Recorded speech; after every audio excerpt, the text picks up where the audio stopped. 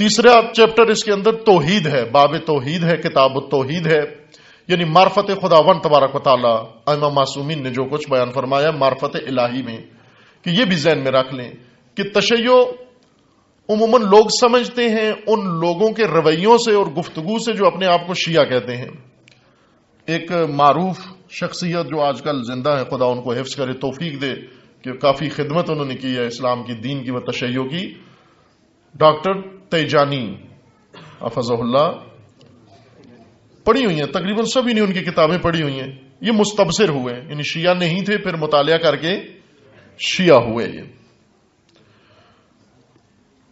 یہ ان کا یہ ایک جملہ مجھے ایک معتبر شخصیت نے بتایا، کتاب میں نہیں پڑھا، انہوں نے کہا کہ انہوں نے یہ کہا ہے کہ اچھا ہوا میں شیعوں سے بعد میں آشنا ہوا، پہلے میں نے مکتب تشیع پڑھ لیا تھا، بعد میں میری ملاقات شیعوں سے، کیونکہ یہ ٹیونیشیا کے ہیں اور وہاں شیعہ اتنے نہیں ہیں، لہذا شیعوں سے زیادہ آشنا نہیں تھے۔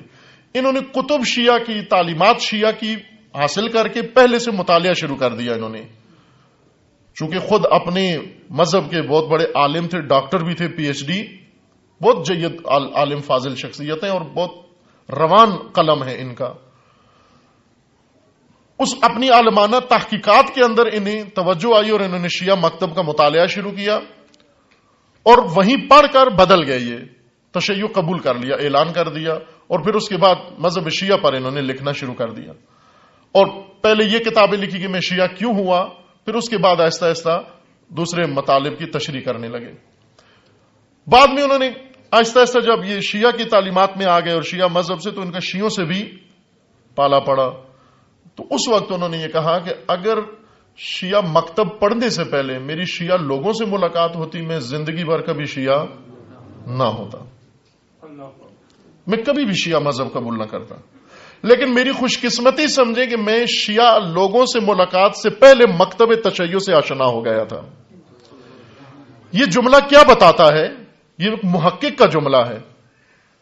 یہ جملہ بتاتا ہے کہ شیعہ لوگ، بعض افراد شیعہ بنام شیعہ جو لوگ اپنا نام شیعہ رکھے ہوئے ہیں، یہ اپنے مکتب سے بہت دور ہیں، اور ان کا عمل، ان کا رویہ، ان کی سوچیں، ان کی زندگیاں، ان کے اعمال اپنے ہی مکتب کے مطابق نہیں ہیں، اپنے ہی مذہب کے مطابق نہیں ہیں۔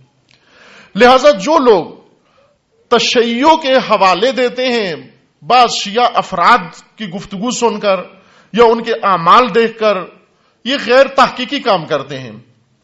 شیعہ مکتب کا حوالہ مجھ جیسے لوگوں سے نہ دیکھیں، میرا رویہ ممکن ہے میرے ہی مذہب کے خلاف ہو، ممکن ہے میں خود اپنے مکتب کی تعلیمات کا پابند نہ ہوں۔ لہذا یہ جو بعض اوقات تشیع کے بارے میں اظہار کیا جاتا ہے توحید کے متعلق، کہ تشیع کے اندر نظریہ توحید زیادہ نظر نہیں آتا، اگر نظر آتا بھی ہے تو جس طرح حق کے توحید ہے نظر، عزیز من، یہ بعض شیعہ نام نہاد افراد کا نظریہ ہے، مکتب تشیع کا نظریہ۔ مکتب تشیع کا نظریہ توحید اگر آپ نے مشاہدہ کرنا ہے تو سب سے پہلے او نہج البلاغہ کو پڑھو، او منابع تشیع میں غور کرو، اصول کافی کو آ کر پڑھو، کتاب توحید پڑھو، اور شیخ صدوق کی کتاب توحید پڑھو۔ شیخ صدوق کی کتاب شاید 1000 صفحے کی کتاب فقط توحید کے اوپر ہے، اس میں کوئی اور بات نہیں ہے۔ وہ تمام روایات جو ائمہ اطہار نے توحید کے بارے میں بیان کی ہیں وہ مکتب تشیع کی وہ موجود ہیں، اور تمام عرفاء موحد سالکین الی اللہ تسلیم کرتے ہیں کہ توحید صدوق سے بڑھ کر عرفان الہی کا کوئی اور منبع زمین پہ موجود نہیں ہے۔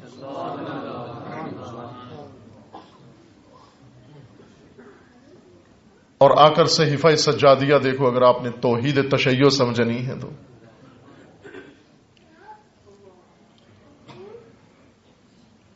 بہت عمیق ہے توحید تشیع کے اندر، بہت عمیق ہے۔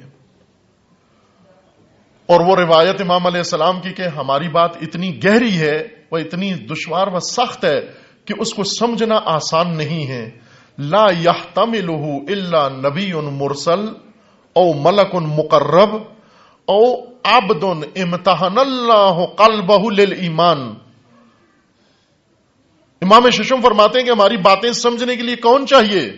یا کوئی نبی مرسل سمجھتا ہے, یا کوئی فرشتہ مقرب سمجھتا ہے, یا وہ انسان سمجھتا ہے جس کے ایمان کا خدا نے امتحان لے لیا ہو.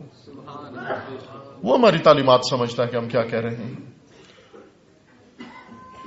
سب سے درخشان ترین باب تشیع کے اندر توحید ہے.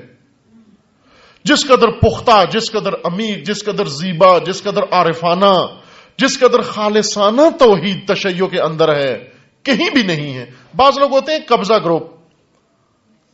گروپ, جس طرح مثلا اب شیعوں نے اہل بیت پہ قبضہ کر لیا ہے, باقی سب کو کہتے ہیں دشمن اہل بیت ہیں.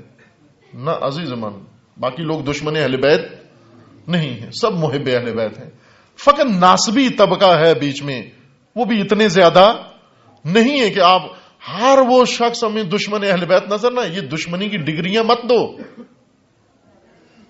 یہ اڑوس پڑوس میں رہنے والے سب محب اہل بیت ہیں.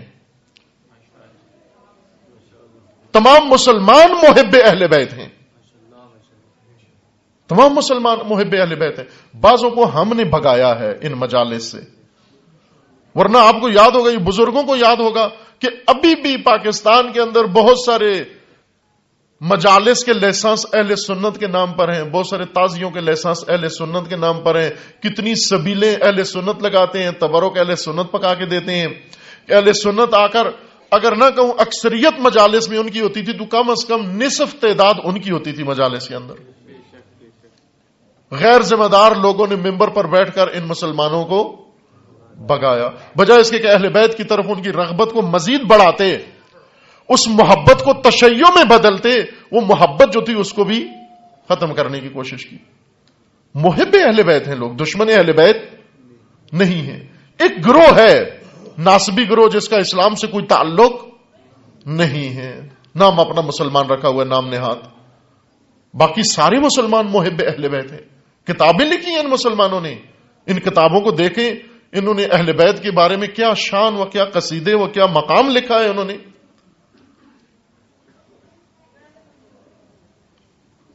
یہاں چونکہ موضوع ہمارا یہ نہیں ہے کہ ورنہ میں آپ کو اہل بیت کے متعلق ان علماء کے حوالے, سب سے بڑا شارح, عظیم ترین و بزرگ ترین شارح نہج البلاغہ اہل سنت کے, سب سے پہلے جس نے شرح لکھی ابن ابی الحدید معتزلی, اہل سنت کے علماء میں سے ہیں. بہت ساری اس طرح کی کتابیں اہل سنت نے لکھی ہیں, تشریح کی ہے. اصول کافی کی شرح اہل سنت نے کی ہے بعض علماء نے. یہ تعصب کی فضا جو آج موجود ہے فرقہ واریت کی, یہ تو نہیں تھی ہمیشہ. باہر کے مختلف, چونکہ حکومتوں کا عمل دخل تھا, بعض لوگوں پر حقائق اتنے واضح نہیں تھے. توحید سب سے درخشندہ باب ہے, سب سے عالی ترین باب توحید تشیع کے مکتب کے اندر. اگر کسی کو توحید سمجھنی ہے تو اس گروپ سے نہ سمجھے جس نے توحید پہ قبضہ کر کے باقی سب کو کافر قرار دیا ہے. وہ قبضہ گروپ ہے, وہ توحید ان کو معلوم نہیں ہے. اگر ان سے توحید جا کر پوچھے توحید کیا ہے, تو ان کا خدا معاذ اللہ ایک تخت ہے لکڑی کا, اس لکڑی کے اوپر کرسی ہے, اور اس کرسی کے اوپر ایک جسم بیٹھا ہوا ہے, اس کا نام خدا رکھا ہوا ہے. یہ توحید ہے. توحید پوچھنی ہے تو خدا شناسوں سے آ کر پوچھو. توحید پوچھنی ہے امیر المومنین سے آ کر پوچھو. توحید پوچھنی ہے حسین ابن علی سے آ کر پوچھو. توحید پوچھنی ہے جعفر صادق سے سیکھو آ کر. توحید سیکھنی ہے اطہار سے سیکھو آ کر.